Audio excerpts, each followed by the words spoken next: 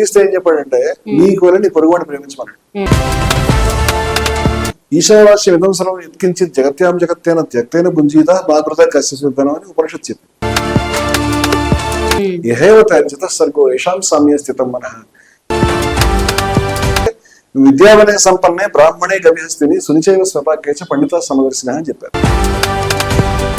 మీ name sir విజయ విహారం రమణమూర్తి, ఈ పేరు వెనుక అసలు నిజమేంది సార్? అసలు ఇంత పెద్ద పేరు పేరు మన చేతిలో ఉండదు కానీ విజయ విహారం అనేది అయితే అది ప్రాచుర్యంలో ఉంది కాబట్టి అది అలా నేను కూడా పెట్టుకున్నాను. విజయ విహారం అనేటువంటి పత్రిక 2000 సంవత్సరం నుంచి 2005 దాకా నడిచింది.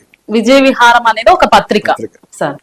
అది అప్పుడు Congress, communist, BJP, RSS, naxalite ఈ తేడా లేకుండా అందరినీ ఉతికారేస్తుంది.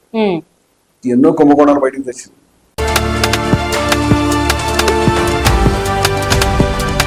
విజయ విహారం రమణమూర్తి గారు ఒక జర్నలిస్ట్ ఫీల్డ్ లో ఉండి అంత పెద్ద పత్రిక నడిపించి కావలసినంత సంపాదించుకొని దాని తర్వాత ఇంకా పత్రిక వద్దులే అనుకొని వెళ్ళిపోయిరేమో అని చాలా మంది అనుకుంటున్నారు. సంపాదించుకున్నది కేసులను, లాఠీ దెబ్బలను, జైళ్లను.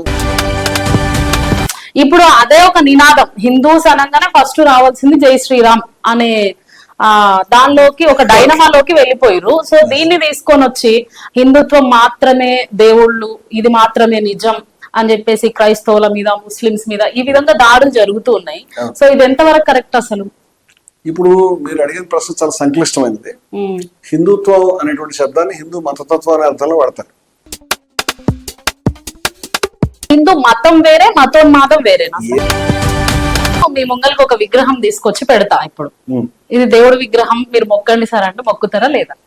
నేను ఒకవేళ ఎప్పుడన్నా విగ్రహానికి దండం పెడితే, మధ్యకాలంలో ఈయన లలిత్ కుమార్ ఉన్నాడు కదా సార్, సాయిబాబా ఒక ఫకీరు, ఆయన ఒక ముస్లిం, ఆయన దేవుడే కాదు, ఎన్ని టెంపుల్స్ ఉంటే అన్ని టెంపుల్స్ కూలగొట్టేయాలి, అది ఇది అని మాట్లాడుతున్నాడు. మరి ఇది ఎంతవరకు కరెక్ట్? సాయిబాబా దేవుడు కాదు? మీరు చదువుకు అడిగేశారు. నేను అంటే ఆయన ఏమన్నాడు దాని మీద, నేను ఆయన బూత్ కుమార్ అంటాను, లలిత్ కుమార్ అంటలేదు.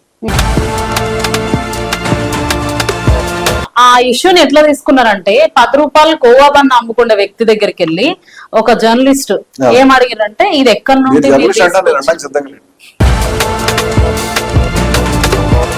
అమ్ముకునే వాళ్ళ దగ్గర కూడా మతాన్ని రెచ్చగొట్టడం, ఇది అసలు కరెక్ట్ అంటారా?